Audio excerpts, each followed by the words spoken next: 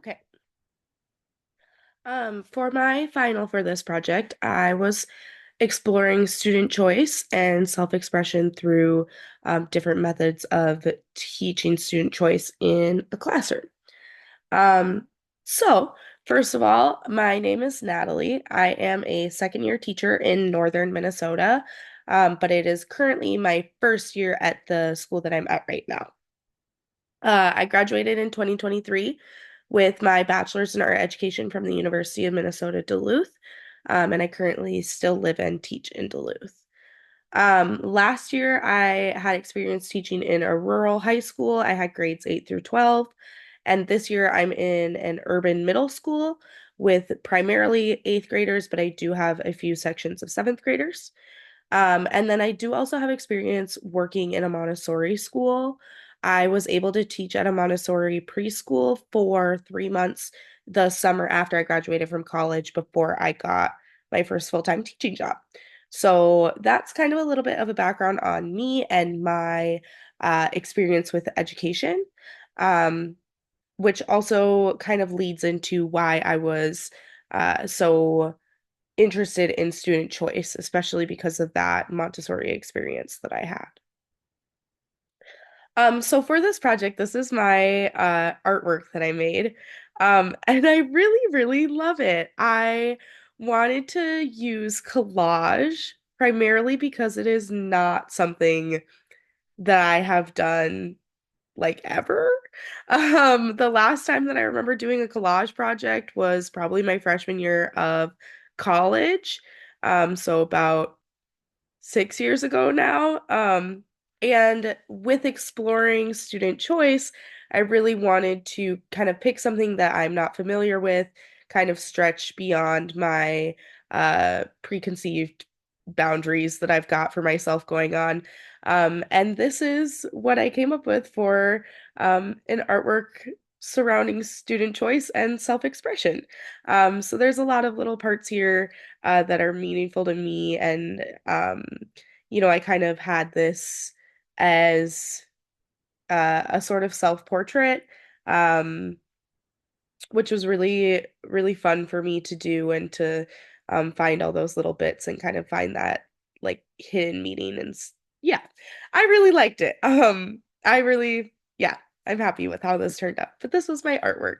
And the full photo is over on the left here. And then on the right, there's a couple of like zoomed in images so you can kind of see some of those close up, smaller details. So, back to self-expression through student choice. There's kind of some main points to know about.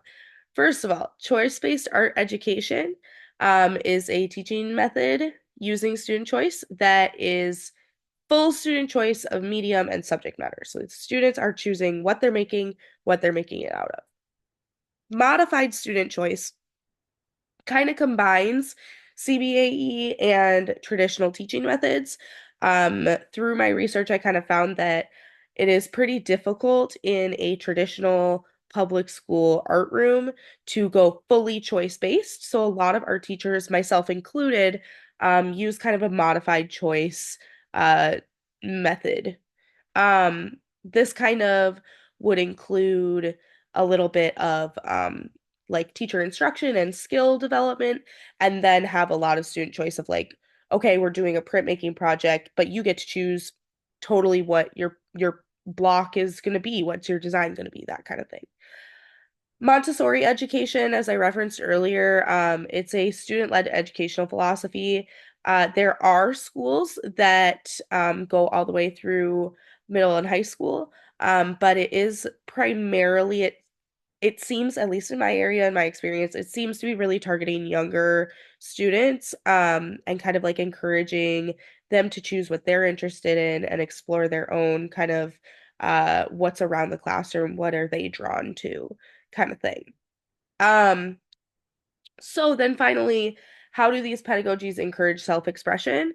The main thing that I found is that with the freedom to try new things, students develop more self-confidence, and more self-confidence leads into them feeling more able to express themselves authentically in their artwork. So these two bullet points that I have on this slide are really just like the facts, the like number two most relevant facts that I found. The first one being that student choice allows for more creative art making amongst students of all ages.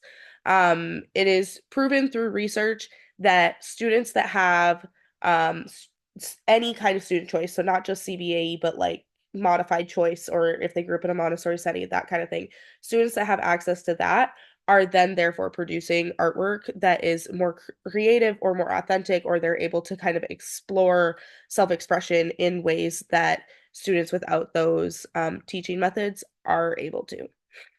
And then my second bullet point here is that a student's self-expression is directly tied to their self-confidence. And again, self-confidence can be improved by the freedom to choose what you are making and what you are using to make it out of, right? So if you have, the ability to pick what you want to do, you're going to kind of build that self-confidence in yourself, and then therefore what you are creating is going to be a reflection of your more confident being.